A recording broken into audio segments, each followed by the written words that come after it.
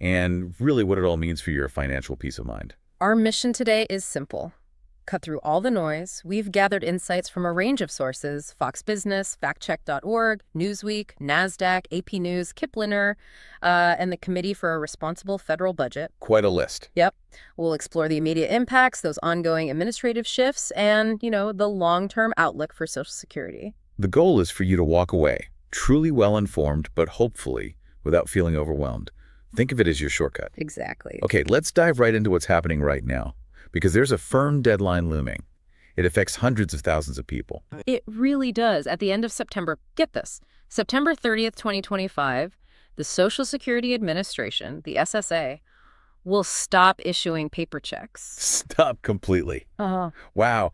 And this is a direct result of an executive order from President Trump back in March, right? That's correct. It's a policy decision being implemented now. That feels like a pretty seismic shift for, well, quite a few people. It is. Now, it's true that less than 1% of the, over 68 million Americans getting Social Security still get paper checks. Okay, less than 1% sounds small, but yeah, in actual numbers, that's still significant. It's somewhere between, say, 390,000 and maybe over 500,000 people, depending on which source you look at. right. And for those individuals, this is a huge shift. Absolutely. The SSA has been actively contacting them, trying to notify them about the change and, the process for switching over. So what's the thinking here? What's the rationale behind this big push to eliminate paper checks now? Well, the administration points to several key benefits. The first one, pretty straightforward, cost savings. Okay, how much are we talking? Issuing a paper check costs the government about 50 cents. Compare that to less than 15 cents for an electronic funds transfer, or EFT. That difference adds up quickly with millions of payments. Exactly. The White House and SSA estimate this could save taxpayers tens of millions, maybe over $2 million annually. Plus, there's the fraud and theft prevention angle. Ah, right. Paper checks can get lost or stolen. Much more easily. They say paper checks are something like 16 times more likely to be lost or stolen compared to electronic payments. So this new system aims to, virtually eliminate those risks. Makes sense. And I guess it's faster, too. Yeah, efficiency and speed. Electronic payments generally hit accounts faster, reducing delays, and that's crucial for people relying on these funds for, daily expenses, rent, food. Okay, those are compelling reasons from the government side. But for you, the listener, if you're one of those folks still getting paper checks, what are your options? What do you actually need to do before September 30th? Good question. You basically have two main paths to make sure your benefits keep coming without interruption. Okay, path one. Path one is the most common. Set up direct deposit. This means opening an account, bank, credit union, and then registering with the SSA so they can send the money straight there. And path two. Path two is the Direct Express debit card. Think of it as a prepaid debit card, but it's backed by the U.S. government. Okay, so that's for people who maybe don't have a bank account. Precisely. Or just prefer not to use one for this. Yeah. Your payments get loaded onto this card each month. And importantly, there's help available. Where can people go? The official GoDirect website, that's godirect.gov, is the government's central hub for making this switch. They offer options online, over the phone, or even mailing in the forms. It's a key resource. So the administration is highlighting the benefits, cost, security, speed. But I can hear some listeners thinking, what about folks who aren't tech savvy or don't have easy access to a bank? Does this create disruption? It absolutely could, and that's the concern critics raise. The stakes are high. This could create, unnecessary hurdles, especially for older Americans, maybe not comfortable with online banking or navigating these systems. And for families helping out older relatives. It's really vital for families and caregivers to make sure their loved ones know about this and are prepared, because missing this deadline isn't trivial. What happens if you miss it? Your benefits simply will not arrive on time after September 30th. They'll be held until you set up an electronic method. Which could cause real hardship. Rent, groceries, medication. Significant hardship, exactly. So the deadline is firm. Preparation is absolutely key here to avoid any gap in payments. Okay, so the end of paper checks. That's a clear signal of a digital shift. But it feels like it's just maybe the tip of the iceberg. I think that's fair to say. This move seems embedded in a much larger administrative overhaul pushed by President Trump and spearheaded by this new entity, DOGE. Department of Government Efficiency. That's the one, initially led by Elon Musk, no less. Right. And this is where things get, well, even more complex, isn't it? It definitely is. DOGE signals a really aggressive push to overhaul how federal agencies operate. The focus is on finding inefficiencies, rooting out perceived waste, fraud, abuse, right from the top. And the SSA has been a major focus. Oh, yes. Since DOGE's inception, the Social Security Administration has seen some pretty significant operational changes, like staffing, for instance. What happened there? The SSA cut 7,000 jobs from its workforce of about 57,000. The target is now 50,000 employees. Wow, 7,000 jobs. How's that framed? As, streamlining management, reducing non-mission critical work, trying to make it leaner. And what about physical offices? People still need to go in sometimes. They do. The number of regional offices was cut from 10 down to 4. And there were reports, or maybe rumors, about closing 47 field offices. What if those close? The SSA clarified that. They said these were mostly underutilized office spaces, not shutting down vital community resources permanently. Still, a reduction in physical footprint. And there's new leadership, too. Yes. Frank Bisignano, he's the former CEO of Fiserv, which is a major financial tech company. He was confirmed as the new SSA commissioner back in May. Fiserv. So his background is heavy on digital transformation, efficiency. Exactly. Seems to align perfectly with the agency's current direction under DOGE. Okay, beyond the big picture stuff like staffing and offices, have there been shifts in how people actually interact with the SSA? Day-to-day things like verifying identity or dealing with overpayments. That's caused some worry, I know. It has. There were initial plans, for example, to stop using phone calls for some identity checks or changing direct deposit info. And what happened with that? Well, there was some public backlash, so those plans were partly rolled back. But changing your direct deposit information still primarily requires you to do it online or go in person. They really want to move away from phone changes for security. Gotcha. And overpayments, that's always a sensitive issue. Yeah, definitely. The recovery rate was changed. Under the Biden administration, they typically withheld 10% of benefits to recover an overpayment. Now, for new overpayments issued after April 25th, 2025, the default rate is 50%. 50%. That's a huge jump. It is. But it's important for people to know they can still request a lower rate based on hardship or appeal the overpayment decision itself.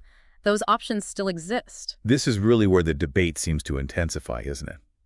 Let's talk about those fraud claims we've heard, often linked to DOGE and these changes. That's right. We've heard claims from advisor Elon Musk and President Trump about, widespread fraud. Things like millions of people over 100 years old supposedly getting benefits fraudulently. Millions. Over 100, that sounds high. It does. And independent analyses, like from factcheck.org and the Brookings Institution, they tell a very different story. They show these claims are, frankly, largely exaggerated. What do the numbers actually show? The SSA's actual improper payment rate that includes errors, not just fraud, is less than 1%. Very low. And within that small percentage, only a tiny fraction, about 3% of the improper payments, are attributed to actual fraud. So the vast majority of payments are correct, and most errors aren't fraud. Precisely. It really highlights why it's important to look closely at claims, especially when they're used to justify big policy shifts. And then there's this whole data security issue. That sounds potentially alarming given it's Social Security data, what was alleged. Yeah, this definitely raises privacy flags.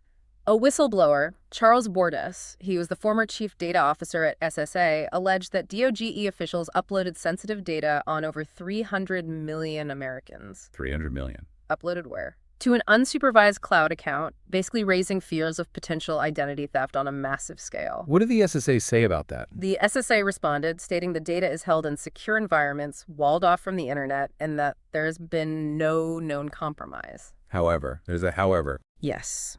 The Supreme Court recently ruled that DOGE could access this data while legal challenges are ongoing. And that decision has really amplified privacy concerns from labor unions and advocacy groups. They're worried about who controls this critical personal info and how secure it truly is. Understandably. And all these changes, the staff cuts, the office consolidations, the DOGE oversight, it's led to fears about privatization down the line, hasn't it? It has. Democrats and some policy experts have voiced concern that these moves might be designed to, quote, scuttle the agencies themselves, or maybe set the SSA up for failure to make privatization seem necessary later on. But what's the official stance?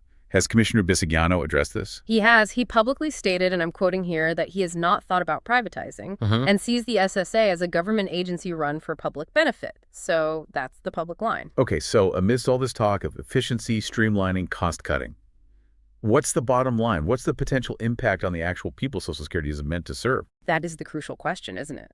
Experts like Pamela Hurd at the University of Michigan warn that if these cuts are done too rapidly or, quote, carelessly, it could seriously weaken an agency that's already pretty lean. Leading to? Potentially leading to real problems, longer wait times for claims processing, difficulties getting help, especially for those who aren't comfortable online or can't easily travel to fewer field offices, which might already be overwhelmed. So the promise only holds if they can actually deliver. Exactly. The promise of Social Security is only as good as the agency's ability to deliver those benefits reliably and accessibly to everyone who qualifies. Okay, let's shift gears slightly from operations to the direct financial side.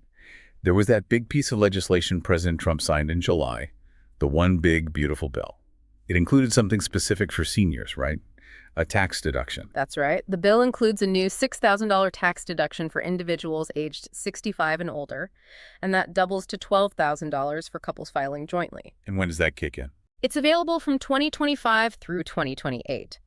And projections show it could significantly boost the percentage of seniors who don't pay any income tax on their Social Security benefits. Oh, what to what? From about 64% currently up to potentially 88%. That sounds like significant tax relief for many seniors. It is, particularly for middle and upper middle income seniors. However, groups like the Center on Budget and Policy Priorities argue it doesn't really help most low and middle income seniors whose income is already too low to pay taxes on benefits. And they also raise another concern. Yes, that it could potentially, quote, deplete the Social Security trust funds faster by reducing overall tax revenue coming in that helps support the system. It sharpens that debate. Who benefits most, and what's the cost to the program's overall health? Which brings us inevitably to the long-term health of Social Security itself. That solvency challenge we always hear about. Are there proposals actively being discussed to address its future? There are a couple of notable ones floating around Congress. One bill aims to establish a guaranteed minimum cost of living adjustment, or COA, each year. Guaranteed at what level? At 3% minimum annually, or higher if actual inflation is stronger. The idea is to protect seniors' purchasing power, especially after years where COLAs were really low, like just 1.3% back in 2021, or even zero. Okay, so that's about maintaining benefit value. What about the funding side? There's a bipartisan proposal from Senators Cassidy and Kane for a large investment fund, about $1.5 trillion. An investment fund for Social Security. How would that work?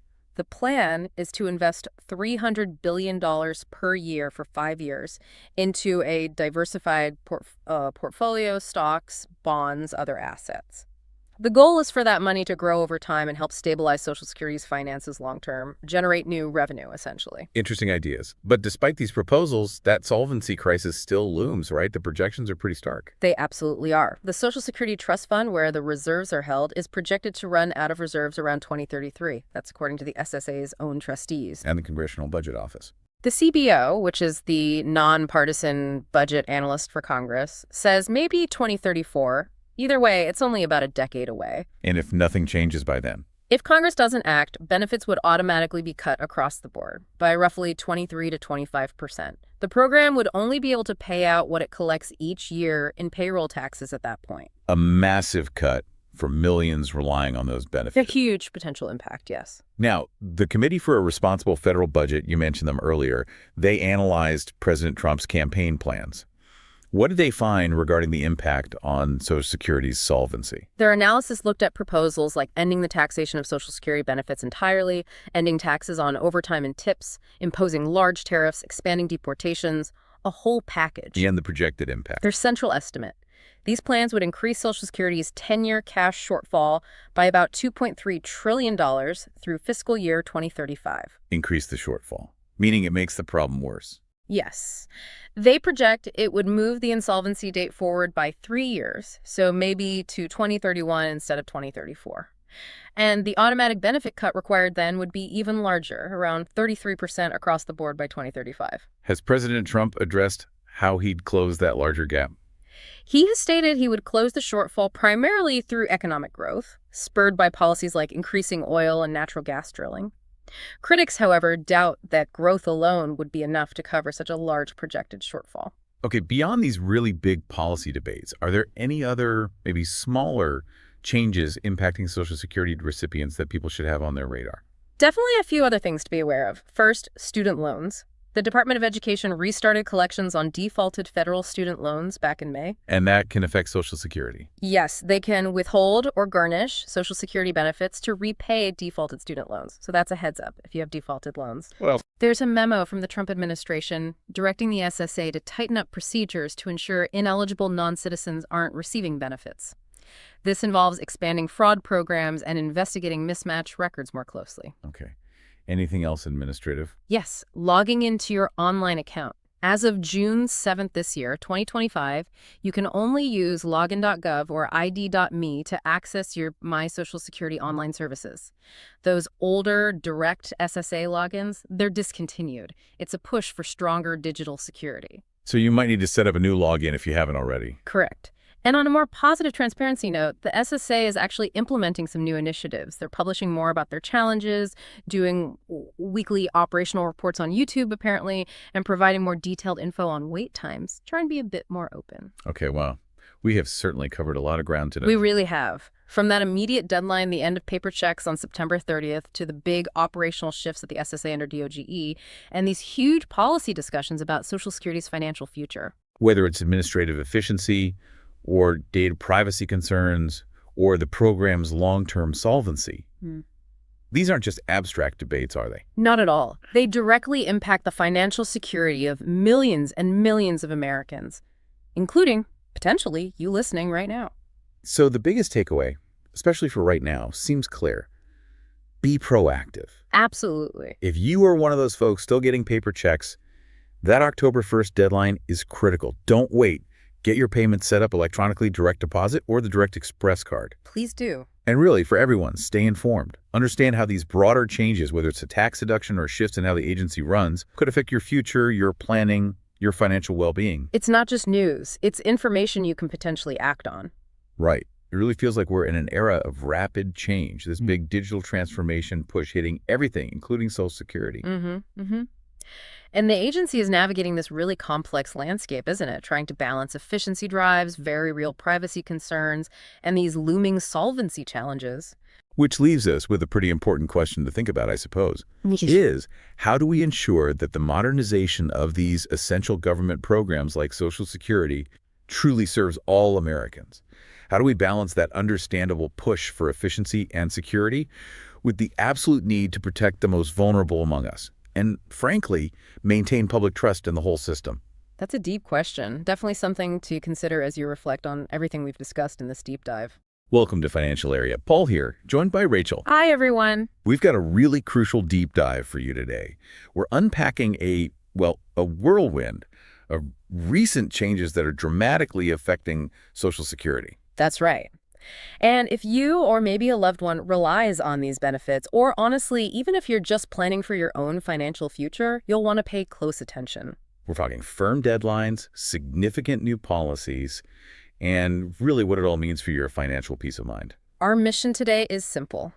Cut through all the noise. We've gathered insights from a range of sources: Fox Business, factcheck.org, Newsweek, NASDAQ, AP News, Kiplinger, and the Committee for a Responsible Federal Budget. Quite a list. Yep. We'll explore the immediate